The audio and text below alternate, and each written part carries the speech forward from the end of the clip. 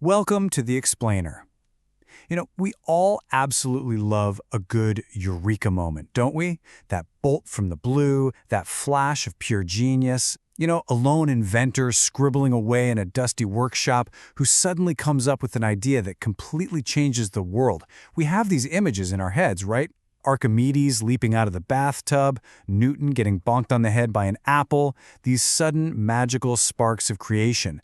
But what if that whole story, that romantic and really compelling narrative, what if it's mostly a myth?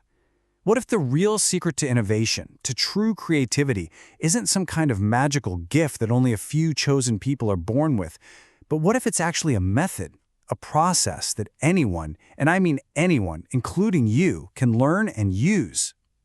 Well, today, we're going to pull back the curtain and find out. So let's start with that big, central question. Where do these great ideas really come from? Think about it. When you or we look at something truly magnificent, something awe-inspiring, like the Statue of Liberty, what's our first thought? We tend to imagine a single, incredible moment of inspiration, a eureka moment where the entire perfect idea just appeared in the creator's mind, fully formed. We tell ourselves this story of a lone genius, a visionary who saw something no one else could. But is that really how it works? Is that how human creativity actually functions when you look at it up close?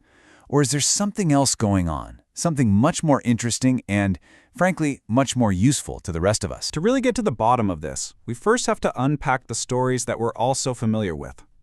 These are the tales we're told in school, the stories we see in movies, and we can wrap them all up under this one big banner, the genius myth. It's a powerful myth, and it's so compelling. But as we're about to see, it might be the single biggest obstacle to unlocking our own creative potential. Okay, let's take the Statue of Liberty as our first big case study. The story we all know, the one that makes for a great movie, is about its creator, the French sculptor Frédéric Bartholdi. He's portrayed as this heroic artist with a grand, singular vision, a man who fought for decades against impossible odds. He had to raise all the money, he had to navigate all the politics between France and America, he had to solve massive engineering challenges, and he did it all to build this incredible icon of freedom for the entire world. It's a fantastic, heroic, inspiring story. And it's also almost completely wrong. Not because he wasn't a talented sculptor, but because it leaves out the most important parts of how the idea actually came to be. Because here is the fundamental problem with the genius myth. Business professor SHEENA Iyengar really nails it when she points this out. While these stories of heroic, lone geniuses are really inspiring, they don't actually teach us anything practical. They're not a roadmap. Think about it. The story basically says, Step 1, have a brilliant, world-changing idea. Step 2, work really, really hard for 30 years. But they just completely skip over the most important part. How in the world do you get the brilliant idea in the first place? If your boss tells you, I need a big idea by Friday, the story of Bartholdi's vision doesn't help you at all. It's like being told to build a house by just imagining it really hard. It's not a useful strategy. Well, the answer, it turns out, lies in looking much, much closer at the process. Great ideas are not born in a single brilliant flash. No, they're assembled. They are pieced together, often from bits and pieces of other ideas. They're cooked up, like a great meal. So let's become creative detectives for a minute. Let's look at the actual ingredients, the individual components that Bartholdi stirred together to create Lady Liberty. All right, so piece number 1, the very first ingredient. And you know what? It had absolutely nothing to do with America or freedom or liberty. Not at all. It started years earlier with a trip Bartholdi took to Egypt. And there, he stood in the desert before these colossal ancient tomb sculptures, the statues of the pharaohs at Abu Simbel. And he was just completely and utterly floored by their massive, unbelievable scale. Can you imagine that feeling? Standing in front of something so ancient, so powerful, so huge it makes you feel tiny. That feeling of pure awe, that became his first ingredient. He didn't know what he was going to build yet, but he knew one thing. It had to be that big. So ingredient number 2, it actually came from a failure, a rejection. See, before he ever thought about New York Harbor, Bartholdi had already designed a different colossal statue. It was for the brand new Suez Canal, and it was going to be a lighthouse in the form of a robed Egyptian woman holding a torch. Its name was Egypt Carrying the Light to Asia. But the project was way too expensive, and the leaders of Egypt rejected it. They said no. Now, most of us, after a rejection like that, we'd probably just crumple up the drawing and throw it away. But here's the key. Bartholdi didn't. He put that sketch, that old idea, in a drawer. It became a solution, just waiting for a new problem. And what about that iconic seven-pointed crown? You know, the symbol of the seven seas and the seven continents. Surely that came from a flash of divine, symbolic genius, right? Well, probably not. It turns out the inspiration was likely found right there in his pocket.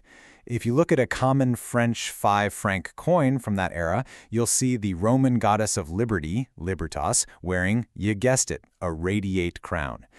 Bartholdi, it seems, just copied the design. He saw something that worked, something that was already associated with liberty, and he just used it. No magic required. And the final piece of the puzzle, the last ingredient in our recipe, was maybe the most personal of all. Just look at that face. It's so regal, so strong, so powerful. For years, art historians have looked closely at portraits of Bartholdi's mother, a woman named Charlotte. And the resemblance is, well, it's undeniable. The face of Lady Liberty, the face that would welcome millions to a new world, is very likely the face of his own mom. So here's the crucial point, the big reveal. Bartholdi wasn't a magician. He didn't pull a brand new idea out of thin air. No, he was a master combiner, a master chef.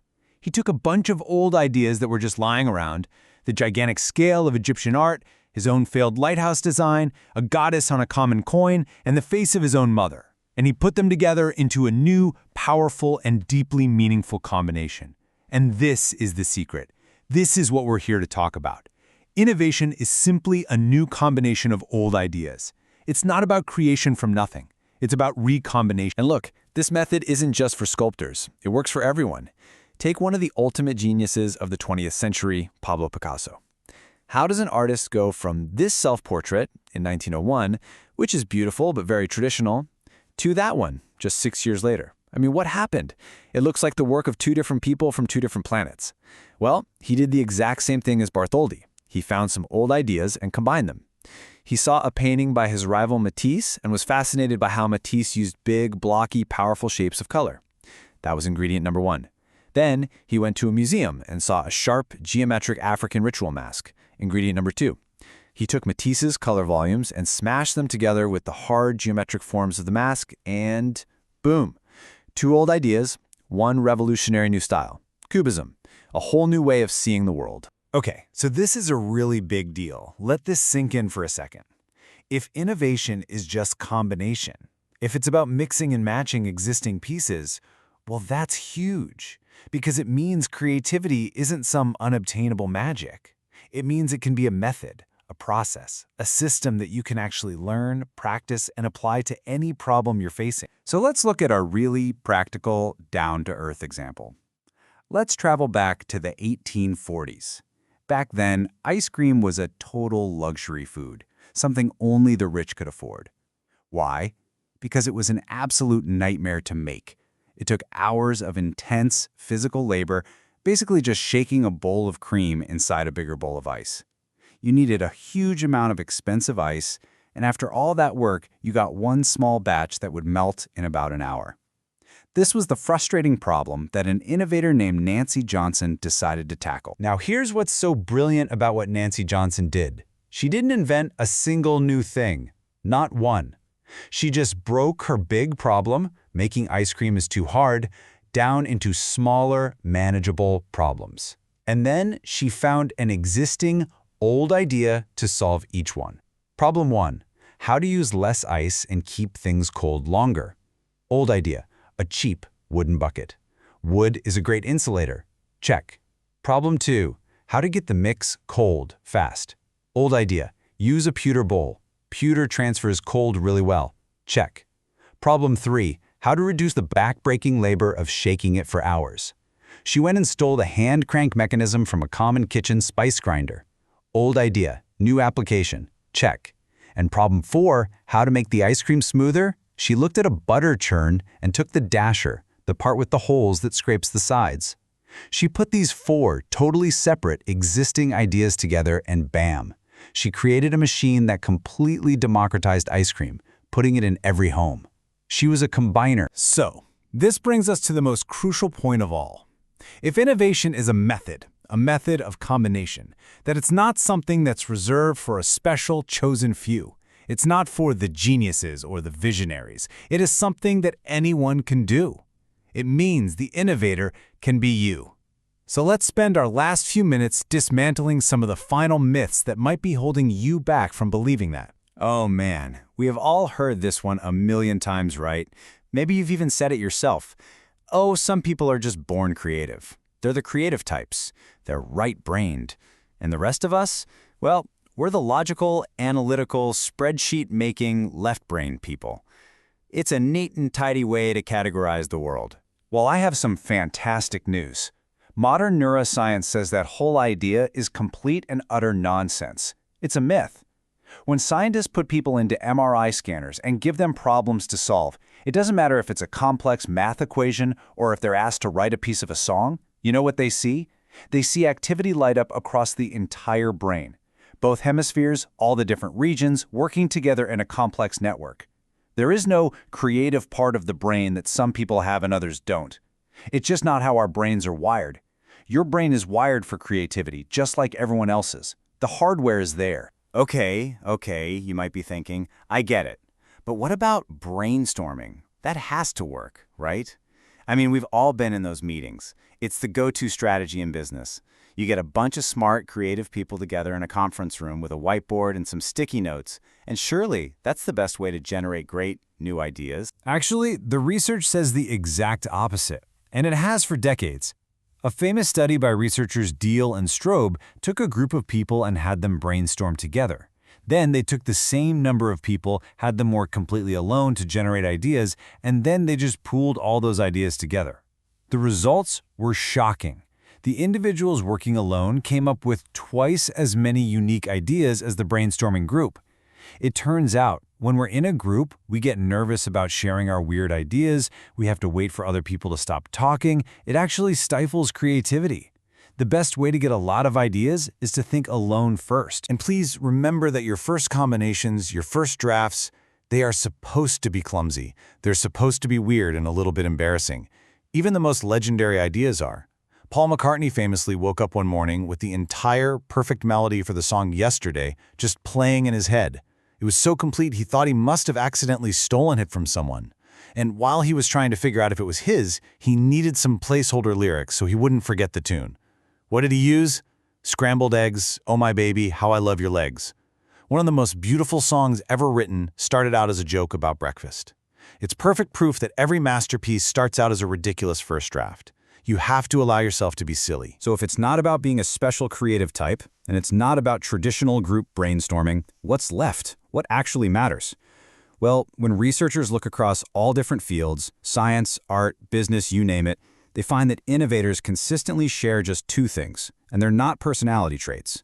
First, curiosity. That's the engine that drives you to constantly look for new ingredients, to read about things outside your field, to talk to new people, to collect those old ideas. And second, persistence. That's the willingness to keep trying new combinations, to turn that kaleidoscope again and again, even when most of your combinations don't work. It's the grit to stick with it. And here's the best part.